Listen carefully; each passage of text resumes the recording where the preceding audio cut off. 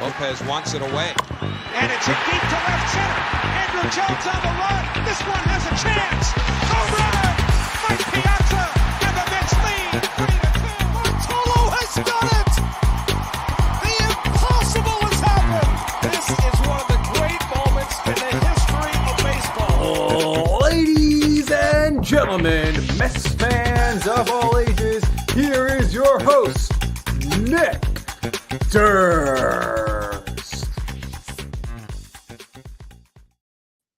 Hello, Mets fans. It's opening day. Usually you come on and say, the Mets win opening day once again. Not the case today. There's just something different about this team this year, and not in a good way. They're built to lose. This is going to be the first of many losses, in my opinion. Said it last episode with Frank the Tank. I don't think they're going to be a 500 team. I don't think they're going to lose 100 games like he said, but I think they're going to be under 500 for sure. So joining me now to break it all down on the instant reaction. He is a former teammate of mine on the incredible Unmighty Ducks softball team. So let's bring him in right now. Lifelong Mets fan. He was all about Narcos before it became a big thing. He is Steve Molinari. And Steve, what'd you think of that performance today? Hey, Nick, thanks for having me on your show. Hey, I am just a normal Mets fan. There's no credibility to me at all.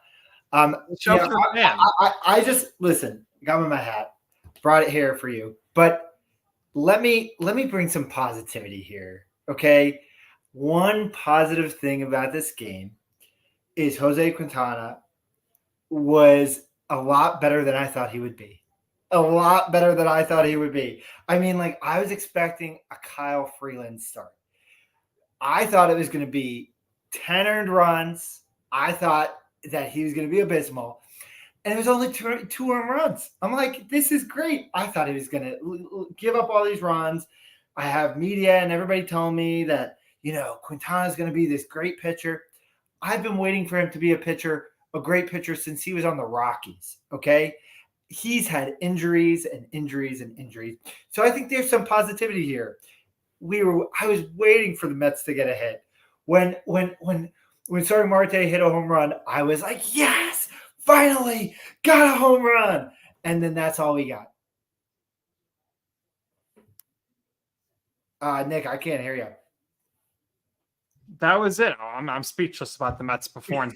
One hit, that's all you're going to get. And that's all, folks. And, we'll talk about a little bit more about open day in a second here. But, Steve, the Mets, they're projected for 81.5 wins. Are you going to take the over there or the under on that? I mean, I really want to be positive here, but I'm definitely taking the under here. Unless we do something about our pitching, who's our pitching? I mean, me and you were just talking. Miguel? And you were telling me that Quintana's our ace? Our ace? Yeah. What? We just had Verlander and Scherzer on our team last year, and that is our ace now? No way.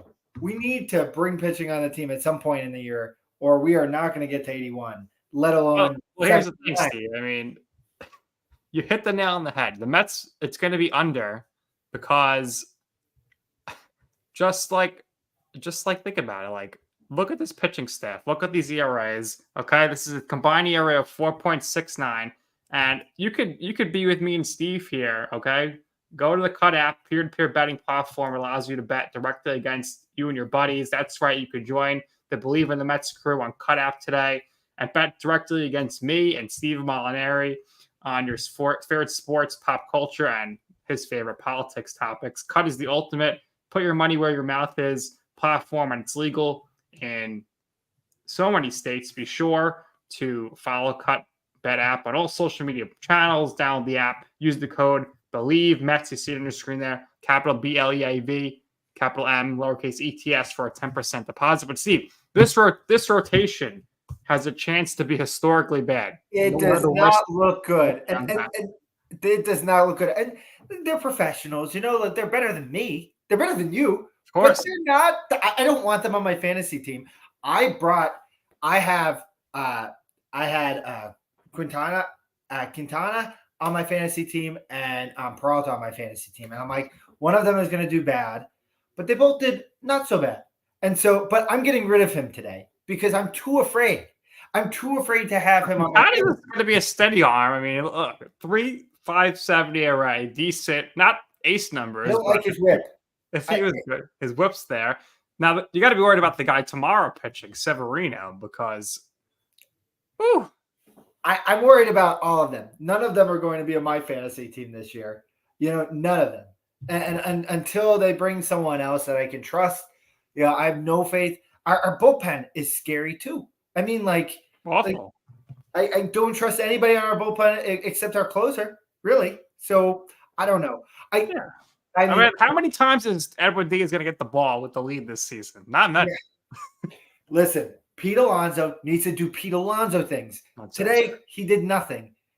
Tomorrow, he'll hit 1,000,000 home runs. Francisco, you got to be encouraged by Starling Marte, though. Yeah, I mean, he's not injured, so that's great. Maybe he'll have a bunch of stolen bases. He's not on my fantasy team, but so typically, Steve, the Mets win opening day every year, and then they kind of are really hot in April, and then they fizzle out in May. So maybe this is a good omen that they lose the first game. Maybe they can get the badness out of the way in April and rebound. I don't know. They need pitching. They need pitching, Nick. That's all they need. They have hitting. Yeah. The hitting just needs to hit. There's always next year. Nick, at some point, I really want to talk about that Jeff McNeil thing because I really want to talk about that. Break it down. What was your thought process? Oh, my God. I don't know if you watched it, but the whole Hoskins thing, the way he slid, just reminded me of such a Phillies thing to do. Yeah, I know he's not on the Phillies anymore, but he'll always be a Phillies player to me. And he just such a dirty, when he slid into second base, he didn't even slide towards the base. He went directly towards McNeil's leg, and it's like you're trying to break his leg or something. They have history. I mean, if you look in the past, 2019 or something, when Rhys Hoskins and the Mets had a little bit of an altercation. I mean, we have never liked Rhys. Rhys has never liked the Mets. I wish he was the Mets DH. I mean, no, I don't want him. He's just reminds me of like a dirty Chase Utley. Don't want him. Don't like him. And he can just go and like rot in Philly's hell. For all I care. Jeff McNeil, I mean, he can be as whiny as Jeff McNeil can be. He was 100% right. He was cursing him out, and I was cursing him out too. And they should have got the double play. Like, I really think they should have got a double play call, because if Rhys didn't do that, he probably would have got the double play. They got a double play earlier, and he's a good McNeil's a good player. So I don't know. McNeil, I just wanted to see him punch him in the face. A nice opening day, fight, and give Rhys what he deserves. Even though I don't like violence, but I mean, still. So that was sadly, that's the most exciting part of the game. That was really the most exciting part of the game. I mean, Rhys is like doing crybaby towards McNeil, which is kind of funny. And Steve, you're not a stranger to fights on the ball field. I mean, it brings teams together. I do not like conflict, but when you're playing baseball, when you're playing sports, you'll talk smack, and that's fine. Once you get off the field, all cordiality. But that was some dirty stuff. And McNeil really, really gave it to him and cursed him out. And the crowd loved it. If only the Mets could really get hits, because the crowd was fired up. The crowd was so excited. We were like, yeah, like carnage. And we were just waiting for someone to get a hit, which did not happen. The good thing about the rainout yesterday is now there's a game tomorrow, so you don't have to wait a whole day and process everything. So we're looking forward to that. How did you think that the manager did in his first opening day, Carlos Mendoza? Were the lights too bright for him? Man, honestly, he's kind of like a background character to me. I didn't even notice him. I mean, he doesn't have that presence of Terry Collins. So I didn't even realize he was there. Maybe taking out Jose Quintana at the time that he did was a good call. But yeah, I guess Mendoza is going to be the guy to lead the Mets to the promised land. I don't think any Met fan even knows his name right now. Like, you know his name, but like I didn't even know his name. Just stenches of Yankees to have Carlos Mendoza as the manager. Yeah, we'll see what happens. I mean, like I guarantee you, not even 50% of Met fans know that he's our manager right now. Like, I mean, like really, like I don't know who he is. Well, Jeff T. Rosada says it's going to be a nice season ahead. I don't know. I mean, like, I mean, scary. I like that energy. I like that energy from Jeff because I want it to be a good season. Of course, we want. I mean, like, no, hey, it will be a good season if we get the pitching that we need. What do you think, Steve? You think they're going to do a big fire sale at the trade deadline? I mean, I really want to keep some of the people that we have. I really want Pete Alonso to be a Met forever. I really do. And I really think Pete Alonso is going to have a great year, but at some point we're going to have to get some pitching.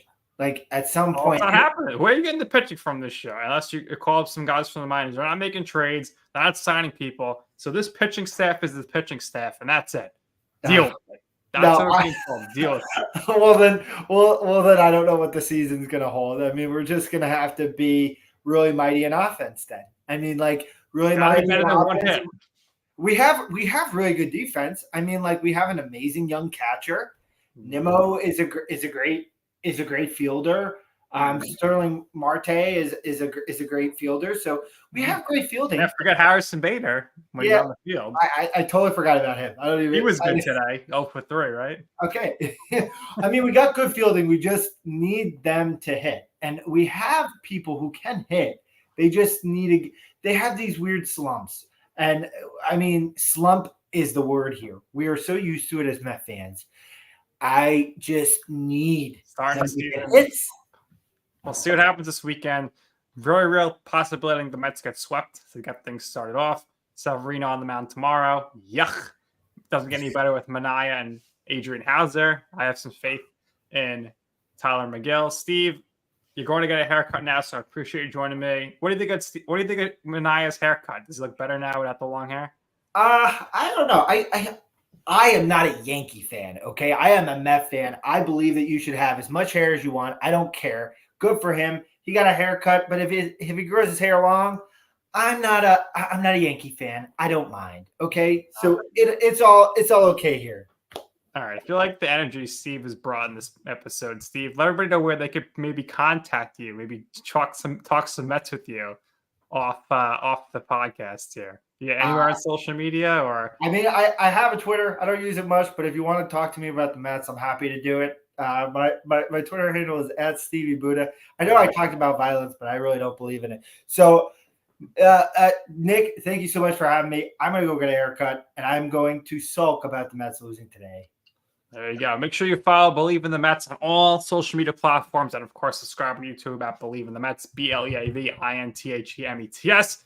I'm on Twitter, aka X now, @Nick_Durst, on Instagram @Nick's Food and Stuff. Steve, thank you for your time. A lot of seasons to go, 161 more games. Unfortunately, I think there's going to be a lot more losses in there, but that's going to do it for this episode. Let's hope for the best, everybody. Until next time, let's hope for the best. Hopefully no injuries, and let's go Mets.